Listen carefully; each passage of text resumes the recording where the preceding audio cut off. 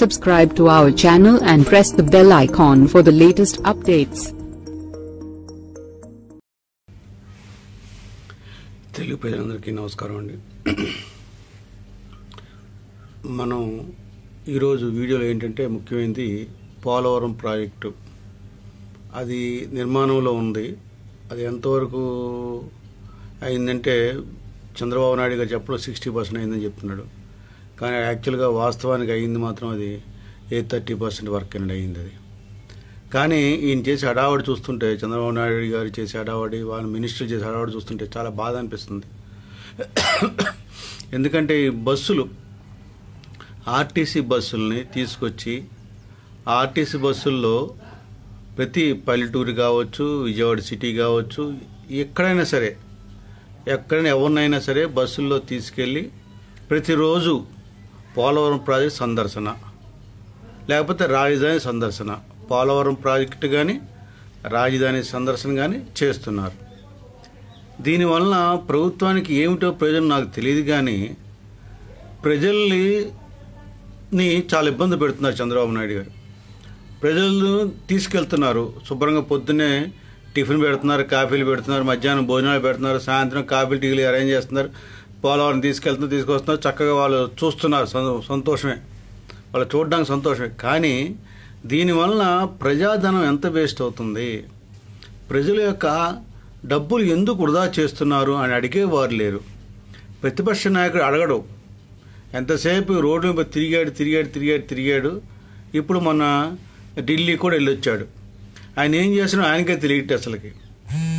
పోనీ ఏదైనా మంచి పని చేస్తున్నారంటే తెలుగుదేశం నాయకులు మంచి పని చేయడం మానేశారు. బస్సులన్నీ ఫ్రీగా అని చెప్పి బస్సుల ద్వారా తీసుకెళ్తున్నారు, ఫోటోలు దిగుతున్నారు, ఫోటోల్లో పేపర్లు వేయించుకుంటూ పేపర్లో పోలవరం అని చెప్పి పోలవరం అభివృద్ధి సమితి అని చెప్పి చక్కగా ఫోటోలు దిగుతున్నారు. ఆ బ్యానర్లు కట్టుకుని ఆ బస్సులకి ఆ ఫోటోలు పేపర్లు వేసుకున్నారు, పబ్లిష్ చేసుకున్నారు. కేవలం ఈ తెలుగుదేశం పార్టీ పబ్లిసిటీకే వాడుకుంటుంది ఈ పోలవరం సందర్శన, రాజధాని సందర్శన. కానీ దానివల్ల ఎంత నష్టపోతున్నారు ప్రజలు అనేది ప్రజలు కూడా గమనించట్లేదు. ఇది ఎందుకు చెప్తున్నా అంటే, ఫ్రీ బస్సులు వేశారండి, బస్సులతో తీసుకుని వెళ్తున్నాయి. కానీ ఈ డిపోల్లో ఉన్న బస్సులు ఫ్రీగా పోలవరానికి, రాజధానికి నడపడం వలన రోజువారీ ప్రయాణం చేసే ప్రయాణికులు ఎంత ఇబ్బంది పడుతున్నారంటే, ఇప్పుడు మనకు గంటకు ఒక 4 బస్సులు ప్రయాణం బందర్ వెళ్ళాలి, విజయవాడ నుంచి ఒక 4 బస్సులు ఉండాలండి. కానీ ఈయన చేసిన పని వలన గంటకు 4 పోయి గంటకు 1 బస్సు అయిపోయిందండి. అంటే గంటకు 4 బస్సులు ఎక్కే జనం 1 బస్సులు ఎక్కి వెళ్తున్నారండి. ఎంత ఇబ్బంది పడుతున్నారు. బస్సులు లేక ఒకే బస్సులో కుక్కుని వెళ్లాల్సి వస్తుంది. అలాగే ప్రతి చోట మొత్తం ఆంధ్రప్రదేశ్ మొత్తం ఇదే ఇబ్బంది. డిపోలో ఉన్న బస్సులను పోలవరానికి పెడుతున్నారు. బస్సులు ప్రయాణం చేయాలంటే ఒక ఊరి నుంచి ఒక ఊరికి చాలా కష్టంగా ఉంది. దీనివల్ల ఎక్కలేక ఆటోలు వేసుకుని వెళ్తున్నారు. ఆటోలకి డిమాండ్ పెరిగింది.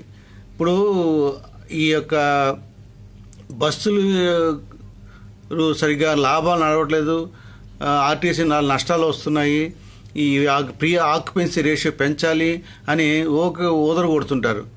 ఉన్న ఈ బస్సులు లేక జనం ఈ కుక్కుని ఎక్కలేక ఆటోలు ఎక్కి వెళ్ళడం వలన ఆక్యుపెన్సీ రేషియో ఇంకా తగ్గిపోతుంది.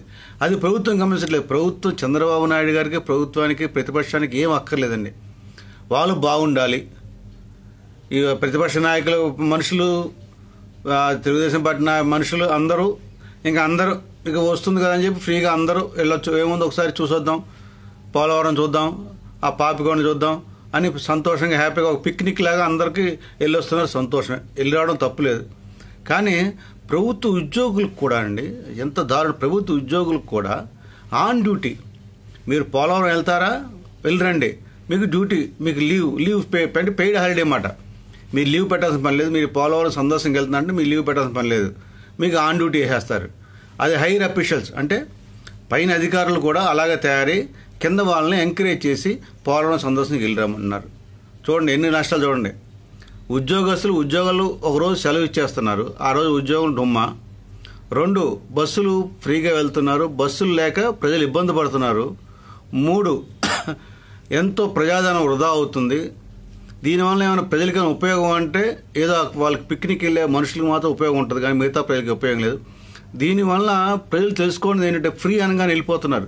మనకు తెలియదు ఉందండి, ప్రతి దాంట్లో ఫ్రీ అంటే ఏమంటారు? బ్రహ్మానందం గారిలాగా ఫ్రీ అంటే ఏముంటుంది? మనం దోచుకుంటారని అర్థం. అదే ప్రకారం ఆర్టీసీ వాళ్ళు ఎంత దూరం చిన్న ప్రయాణంకైనా సరే మినిమం 5 రూపీస్ పెంచేశారు. మనం ఒకసారి బస్సు ఎక్కామంటే 10 రూపాయలు 15 రూపాయలు ఖర్చు అవుతుంది. అలాగే 20 రూపాయలు 30 రూపాయలు ఖర్చు అవుతుంది.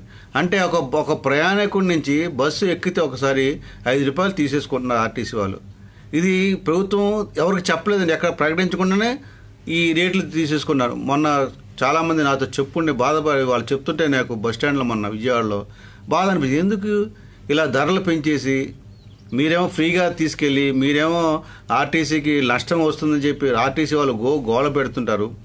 మీరేమో ఆర్టీసీకి డబ్బులు ఎవరు ప్రభుత్వం తరపు నుంచి ఇప్పుడు దగ్గర ఇప్పటికి 500 కోట్లు ప్రజాధనం వృధా చేశారు. విజయవాడలో కనకదుర్గ అమ్మవారి ఫ్లైఓవర్ కట్టరు. అట్లాగే ఈ 500 కోట్లు పెడితే ఒక విజయవాడలో ఒక 10 ఫ్లైఓవర్లు వేస్తే 10 సెంటర్ల ఫ్లైఓవర్లు వేస్తే విజయవాడ నందనవనంగా తయారవుతుంది. మీరు కట్టబోయే అమరావతి రాజధానికి ఫ్యూచర్లో ఇబ్బంది లేకుండా ఉంటుంది. అటువంటి మంచి పనులు చేయట్లేదు.